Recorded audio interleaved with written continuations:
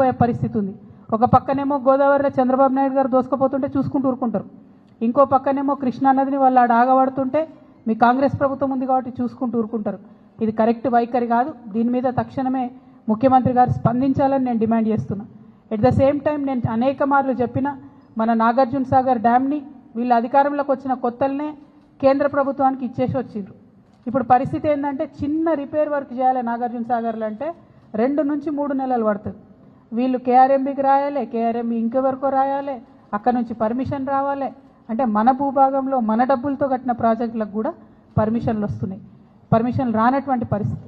కాబట్టి దీని మీద కూడా తక్షణం స్పందించాలి. అన్నిటికన్నా ఇంపార్టెంట్ ఇప్పుడు కృష్ణా వాటర్ బోర్డు మీటింగ్ మన జరగబోతా ఉన్నది హైదరాబాద్లో. కృష్ణా ట్రిబ్యునల్ హియరింగ్ జరుగుతూ ఉన్నది హైదరాబాద్లో, ఈ వారంలో జరుగుతున్నది. నా డిమాండ్ ఏంటంటే ఆల్మట్టి ఎత్తు పెంచుతున్నటువంటి ఈ క్లిష్ట సమయంలో ఉత్తమ్ కుమార్ రెడ్డి గారు కాదు, వారితో పాటు రాష్ట్ర ముఖ్యమంత్రి హోదాలో రేవంత్ రెడ్డి గారు కూడా అటెండ్ అవ్వాలి. మీరు అటెండ్ అయితేనే మనకు రావాల్సినటువంటి న్యాయం జరుగుతుంది, మనకు దక్కాల్సినటువంటి వాటా దక్కుతుంది. మీ సిన్సియారిటీ ఏందో కూడా ప్రజలకు అర్థమవుతుందని చెప్పి ఈ సందర్భంగా నేను డిమాండ్ చేస్తూ ఉన్నాను. మరి తెలంగాణ జాగృతి పదే పదే చెప్పిన విషయం మళ్ళొకసారి గుర్తు చేస్తున్నా. ఇదంతా ఎందుకు జరుగుతుందంటే నీళ్ల విషయంలో ఆంధ్రాలో పనిచేసినటువంటి ఆదిత్యనాథ్ దాస్ గారిని తెలంగాణకు అడ్వైజరీగా పెట్టుకున్నప్పటి నుంచే ఈ ఇబ్బందులన్నీ జరుగుతున్నాయి. వారిని తక్షణమే తొలగించండి.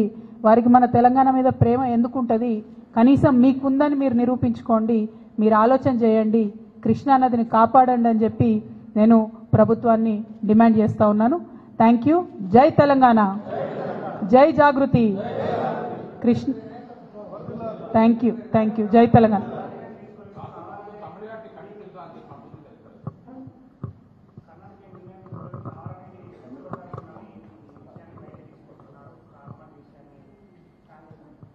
ఇప్పుడు తమ్మిడిహట్టి డిఫరెంట్ ఇష్యూ, అది గోదావరి నది వాళ్ళు కట్టాలనుకుంటున్నారు, దాని మీద కూడా పలు రకాల అభిప్రాయాలు ఉన్నాయి. బట్ ఇవాళ ఇంపార్టెంట్ ఇష్యూ కృష్ణ. మీరు అన్నట్టు వాళ్ళు చెప్పకపోవడం ఏం లేదు, బాజాప్తా కర్ణాటకలో క్యాబినెట్ మీటింగ్ పెట్టి వాళ్ళు 70,000 కోట్లు ఫేజ్ వైజ్గా ఎట్లా రిలీజ్ చేస్తామని ఫండ్స్ కూడా వాళ్ళు రిలీజ్ చేయడం జరిగింది.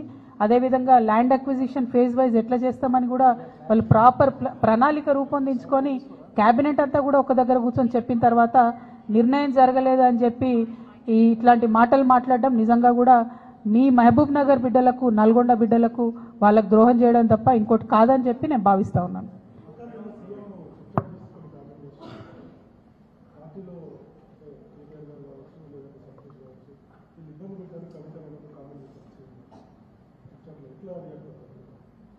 ఇప్పుడు సీఎం గారు ఏమన్నారన్నది నాకు తెలియదు, కానీ తెలంగాణ ప్రజలు అనుకుంటున్న విషయమే కదా, అది తెలంగాణ ప్రజలందరూ గమనిస్తున్న విషయమే. ఇప్పుడు బీఆర్ఎస్ పార్టీ సోషల్ మీడియా నన్నే దాడి చేస్తుంది, హరీష్ అన్న మీడియా నన్నే దాడి చేస్తుంది, సంతోష్ అన్నకున్న సీక్రెట్ మీడియా నన్నే దాడి చేస్తుంది. అందరు కలిసి నా మీద దాడి చేస్తున్నట్టే కదా, అలా కొత్త ఏం లేదు, అది మీ అందరి దృష్టిలో కూడా ఉన్నది కాబట్టి అది కొత్త ఏం లేదు, వింతేం లేదు. Thank you.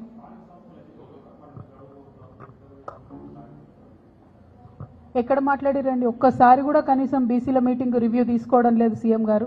మేము పదే పదే కోరుతున్నాం, నిన్న కూడా మన తెలంగాణ జాగృతి నుండి కూడా మళ్ళీ చెప్పినాం మేము, మీరు కనుక తక్షణం నిర్ణయం తీసుకోకపోతే ఇక మంత్రుల ఇల్లు ముట్టడించుడు ఉంటుంది ఫస్ట్ ఫేజ్లో, ఇంకా కూడా నిర్ణయం తీసుకోకపోతే ముఖ్యమంత్రి గారి ఇల్లు కూడా ముట్టడించాల్సి వస్తుంది. ఎందుకంటే 30 తారీఖు నాడు ఎన్నికలని చెప్తే కూడా కనీసం బాధ్యత లేకుండా మాట్లాడకుండా చివరి నిమిషంలో కోర్టుకు పోదాంలే అనేటటువంటి ఒక వైఖరి నిర్లక్ష్యపూరితమైన వైఖరి రాష్ట్ర ప్రభుత్వం చేస్తూ ఉన్నది. ఇది బీసీలను వారు పట్టించుకోవట్లేదు అనడానికి సంకేతం.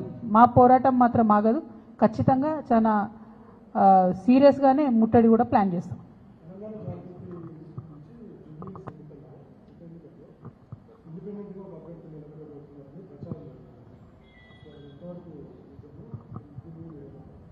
జై తెలంగాణ.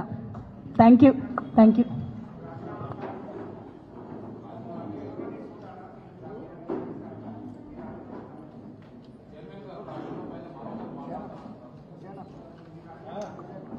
రాజీనామా నేను మంచి స్పీకర్ ఫార్మాట్లో ఇచ్చేసిన.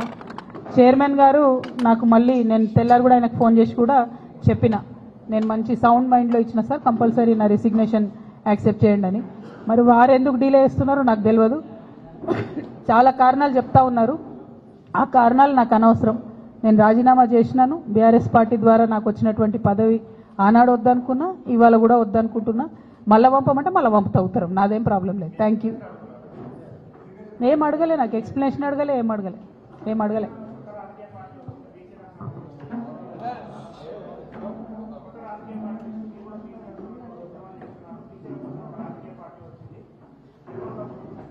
తప్పకుండా స్వాగతిస్తాం కదండి.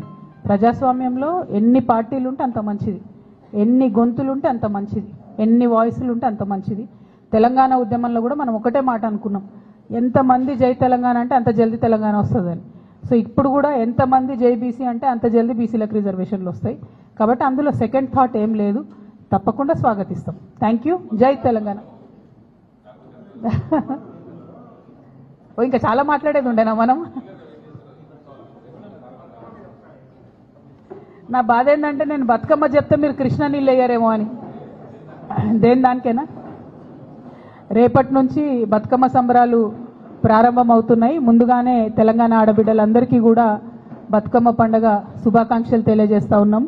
మరి ఎట్ ద సేమ్ టైం వచ్చినటువంటి ఆహ్వానాలన్నింటినీ కూడా పరిశీలన చేసి దాని ప్రకారం ఒక షెడ్యూల్ తయారు చేసుకోవడం జరిగింది. ఆ షెడ్యూల్ కూడా నిన్న మీ అందరికి కూడా రిలీజ్ చేయడం జరిగింది. అందులో భాగంగా మొదటి రోజు చింతమడకకి వెళ్తూ ఉన్నాము.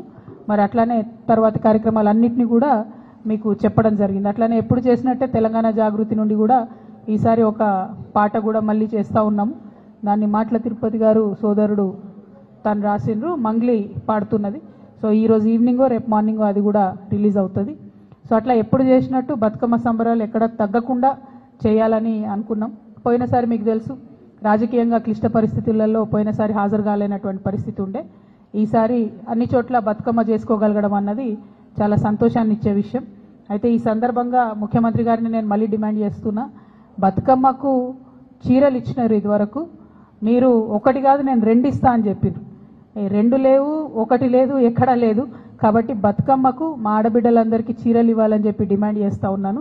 ఎట్ ద సేమ్ టైం దాన్ని ఆ చీరకు ఇంద్రమ్మ అని పేరు పెట్టకుండా బతుకమ్మ చీరను ఉంచితేనే బెటరు. ప్రతి సందర్భంలో తెలంగాణ యొక్క అస్తిత్వాన్ని తుడిచేసేటటువంటి కుట్ర జరుగుతున్నది మీ ప్రభుత్వంలో.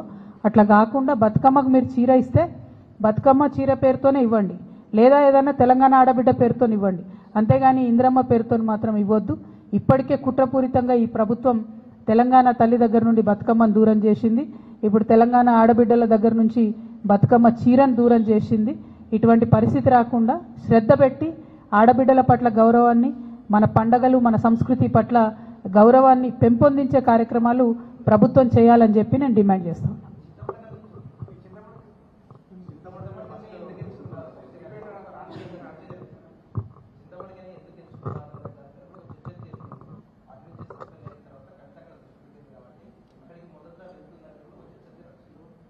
అంటే ఇప్పుడు ఆహ్వానాలు చాలా వచ్చినాయి బ్రదర్.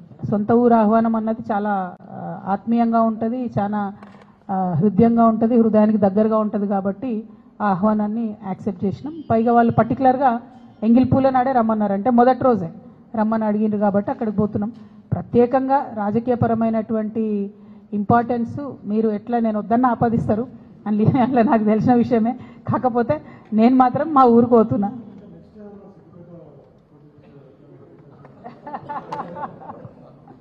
అంత దూరం ఆలోచన చేయలే బ్రదర్, అంత దూరం ఆలోచన చేయలే. Thank you so much.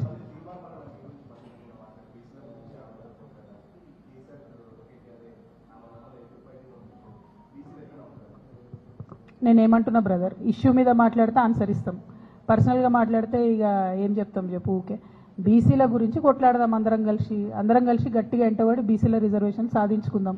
ప్రభుత్వం మీద చేయాల్సిన కొట్లాట ఇడిచిపెట్టి బీసీల కోసం కొట్లాటలు మనం లోలు పెట్టుకుంటే ఏమొస్తుంది? అందరం కలిసి ప్రభుత్వం మీద ఫైట్ చేయాలి, అందరం కలిసి లీగల్ ఫైట్ చేయాలి, స్ట్రీట్ ఫైట్ చేయాలి, అవసరమైన కాడ బీసీ రిజర్వేషన్ సాధించాలి.